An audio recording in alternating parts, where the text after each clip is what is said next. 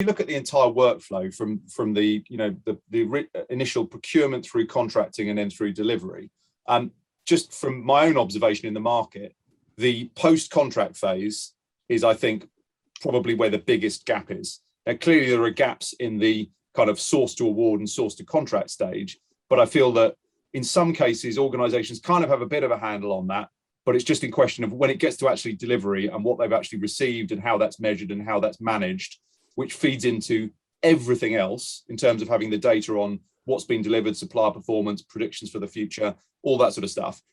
I feel like that's where it falls down the most. I just wondered whether whether you'd agree with that. I would, from a fundamental standpoint. Most of the Gen 1 clients and programs that we speak with initially, it's just getting that visibility and transparency to what's happening. And I liken it to the fact that procurement does this great job negotiating these large contracts. Well, then it goes over to operations, and operations is focused on sometimes different elements of it, right? In terms of getting the work done no matter what. And so some of those gains that were negotiated up front can get lost on budget overages, right? Or change orders and controls. And then there are elements that need to be enforced or controlled in terms of the workers. And again, not procurement's remit, but they need a steward to do it and to maintain it. So I think that's one of the initial value props, is to say, after I give this contract and you start executing it, how am I getting the value out of it? How am I maintaining the value that's there?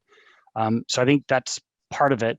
But I think the value prop can creep from there, is that once foundationally you have the information on suppliers that you're utilizing, service competencies, the geography coverage and things like that, then there's more of a role for a value prop.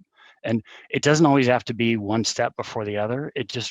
I always think that value is in the eye of the beholder and what the organization's ready for. We have clients that say, nope, I'm all in. I want the broader, fuller service, and I'm ready for the change that's going to come with it. It really just varies.